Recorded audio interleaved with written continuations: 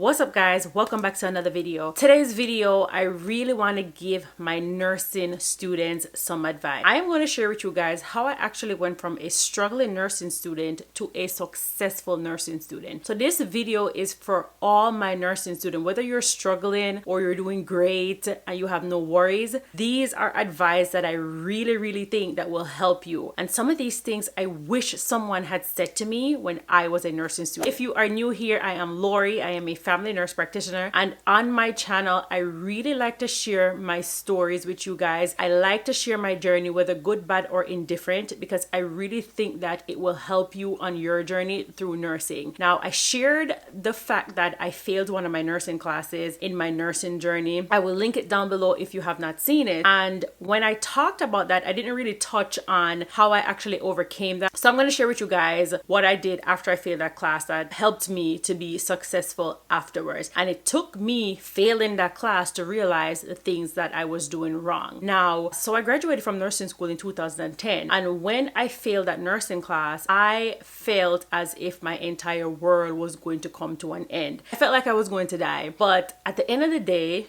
no one died. I didn't die. I had only failed a nursing class. And if you are a nursing student right now who's going through this and you have failed a nursing class, trust me when I tell you, I know the feeling, and I really want you to cry it out and feel bad, because it's okay to cry it out. It's okay to feel bad about it, but you really need to figure out why you failed the class so that it does not happen again. And a lot of times once we fail a nursing class, we start to tell ourselves that we should not become a nurse, or we're not going to be a good nurse. And these are the things that I was telling myself. And I'm here to tell you, failing a nursing class or failing your board exam does not equal to the type of nurse you're going to be. It does not prove that you're going to be a bad nurse or a good nurse, because the type of nurse you become depends on you. Honestly, the type of nurse you become depends how you're willing to show up for the job, your willingness to learn, your willingness to work on your craft, and your willingness to own your nursing skills, because academic alone does not make you a great nurse. You know, it takes more than just academics to say that you're a great nurse. And a lot of times we think that if you get all 4.0s in nursing school or all A's, you're going to be an awesome nurse.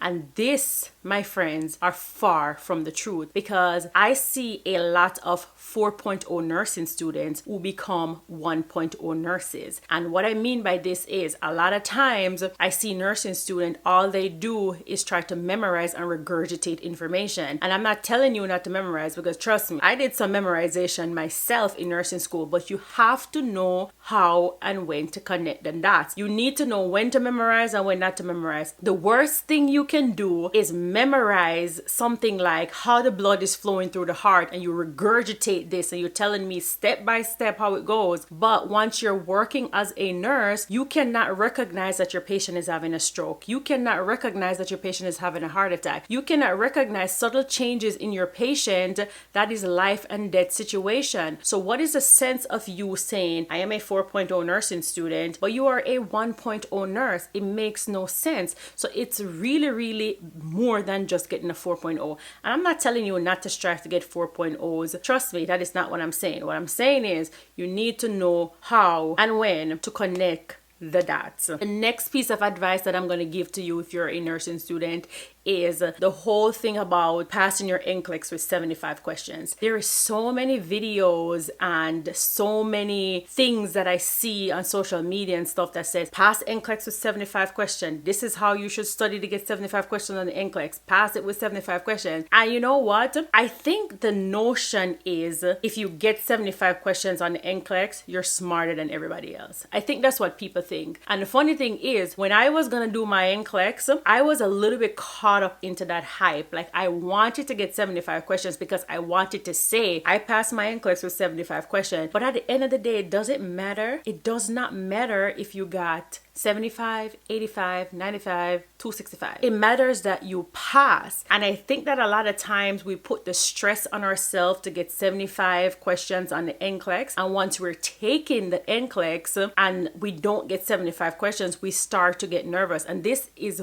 what happened to me. Once 75 questions came and went, I start getting nervous and I start fumbling and I start making mistakes because I'm thinking I'm not going to pass because I'm not getting getting 75 questions. You need to make sure that you're composing yourself throughout the duration of the test. You can get 265 questions and pass the NCLEX. The goal is to pass. So don't get too caught up in the hype of everybody saying, I got 75 questions. Some of these people are probably lying, because guess what? What is the proof really that they got 75 questions? Their word of mouth? Listen, you are not going to get a job based on how many questions you got on the NCLEX. You get a job based on the fact that you have a nursing license, and there in no way, shape, or form you're going to interview for a job and they have multiple candidates and they choose you depending on how many questions you get on the NCLEX. Not going to happen. So stop stressing yourself out about how many questions you get on the NCLEX. So like I said, I failed that Med-Surg 2 class, and there was 3 reasons why I failed that Med-Surg 2 class. And one of the reasons why I failed that class was because I was embarrassed about the fact that I was not doing good in that class. And when I tell you, embarrassment will prevent you from finishing the task that you set for yourself. It will prevent you from finishing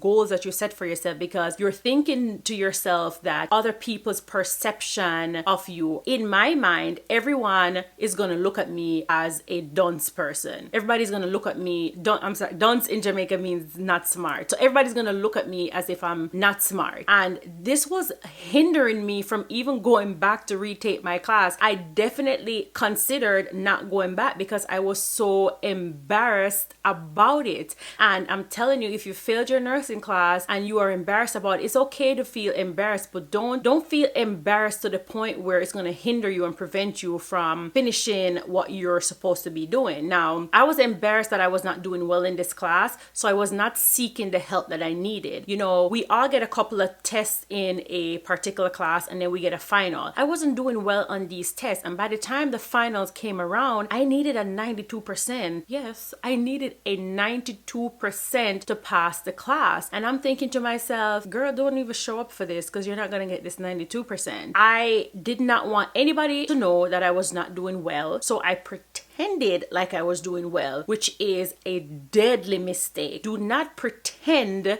that you're doing well when in fact you are not, because at the end of the day, it's going to catch up with you and you are going to end up failing. So I was not asking for help. I wasn't really telling anybody what my grades were. By the time it came to the final, it was a little bit too late. You know, you wait until the appointed time and it's too late now to get help. Make sure you are not waiting to the last minute if you're not doing well in the class. You really need to seek help in the beginning when you're not doing well. Second reason why I failed that class was because I was my own worst enemy. I was very negative in my thoughts. I felt like I did not belong in that nursing program. For some reason, I kept saying to myself, how did you even get into this university? All of these kids are smarter than you. I'm not even sure why I was telling myself that all these people were smarter. I didn't know none of these people. So why did I think that all of them were smarter than me? God, he knows. I was just saying that they were all smarter than me, and it was so hard for me, and it's so hard for me. And that's another thing. I was telling myself that nursing school was so hard. It is not hard. It is challenging. And once you keep telling yourself that it's hard, it's going to become hard. It is going to become something that you have to try to overcome. Challenging, yes.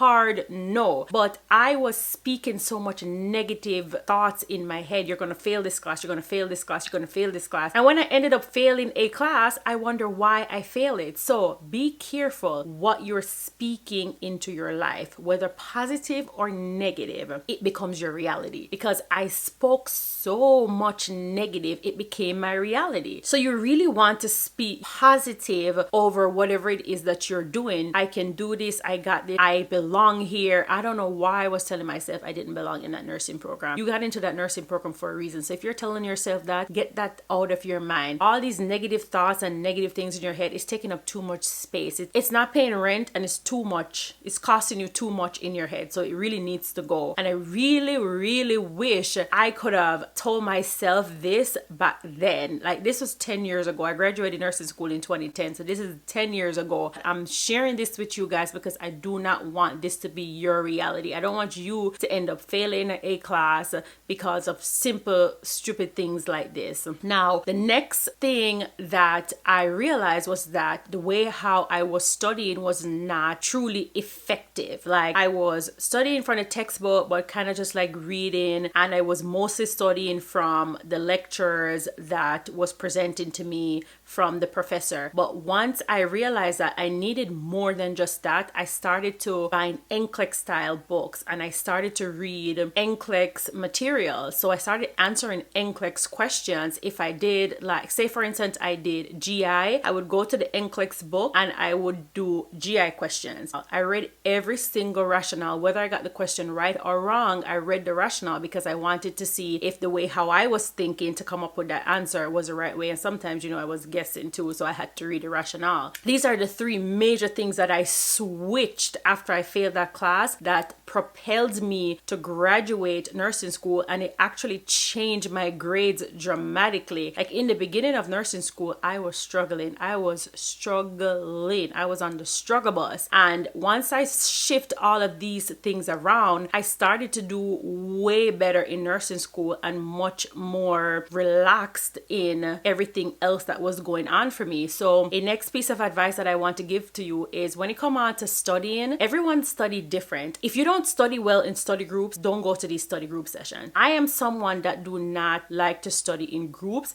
and a lot of times I think that we go to these study groups for social hour, socialization, and to say that we're going with the flow. And heck, going with the flow. You're trying to graduate, you're trying to pass, you're trying to get to your goal. Others don't understand the fact that you don't study well in groups, and they probably want to think that you're being antisocial, you're not being a friend. No, you don't study well in groups, so you're wasting your time. I really truly hope that if you think that you're a nursing student who is struggling, these few tips, advice that I have for you will help you out. Nursing school is not hard. It is challenging, and it is doable. If you don't hear anything else that I'm saying in this video, it is not hard, it is challenging, and you can definitely do it. Thank you guys so much for watching, and I wish you all the best in your nursing school journey. And if you have not yet subscribed to my channel, make sure you click that subscribe button down below. Thank you so much for 200 subscribers already, and I will definitely catch you up on my next one. Bye guys.